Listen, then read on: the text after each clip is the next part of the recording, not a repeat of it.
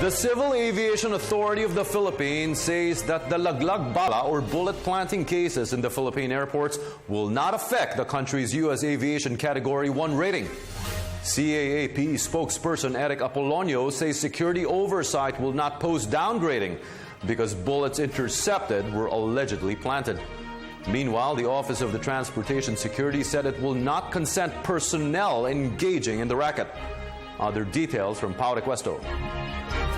The personnel of the Office of Transportation Security or OTS were assigned to conduct investigation in connection with the Laglag-Bala modus at the Ninoy Aquino International Airport. This after Department of Transportation and or DOTC Secretary June Abaya personally inspected NAIA yesterday. Meanwhile, President Aquino have tasked Abaya to ensure the safety of the passengers against the money extortion scheme. Despite the relatively few reported incidents, DOTC spokesperson Mig Sagkal assured that they are committed to getting to the bottom of the issue and apprehending involved individuals. Ibig sabihin, 0.004% lang ng mga pasahero ang na-involve sa amin. So napakaliit na numero. No? Sa kabila, hindi naman natin sinasabing hindi importante yan. Ang sinasabi nga natin, bawat isang akusasyon, bawat isang posibilidad na frame o mali yung pagbintang na ginagawa sa isang pasahero, ina-actionan yan ng gobyerno, iimbestigahan natin. At binibigyan natin assurance yung tao na kapag may mali na ginawa sa parte namin, sa gobyerno, sa mga inspector natin, sa personel, sa mga kawani ng bayan, i-actionan yan, tatanggalin sa trabaho, kakasuhan pa natin yan. Aside from DOTC, a special task force from the National Bureau of Investigation or NBI was formed, which will serve as an independent investigating body on the said modus operandi. Spearheaded by the Anti-Organized Transnational Crime Division Chief Manuel Antonio Eduarte, the group was called Task Force Talaba or Tanim-Bala. The group is tasked to coordinate with other government agencies to review and evaluate documents and materials which can be used as evidence.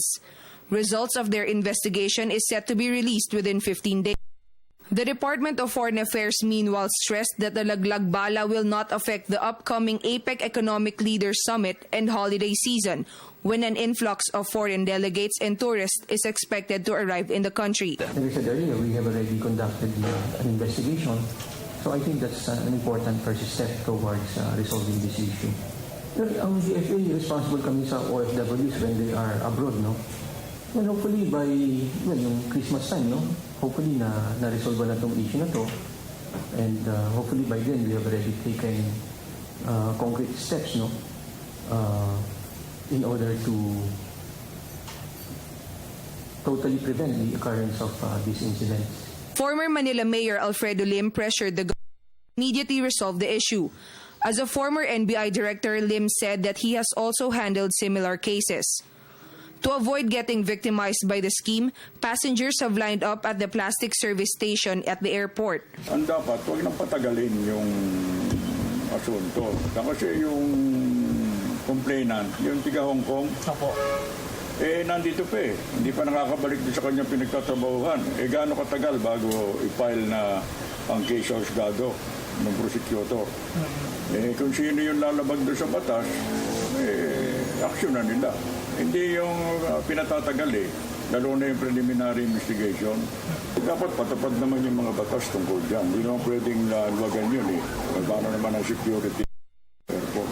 To avoid getting victimized by the scheme, passengers have lined up at the plastic services station in the airport.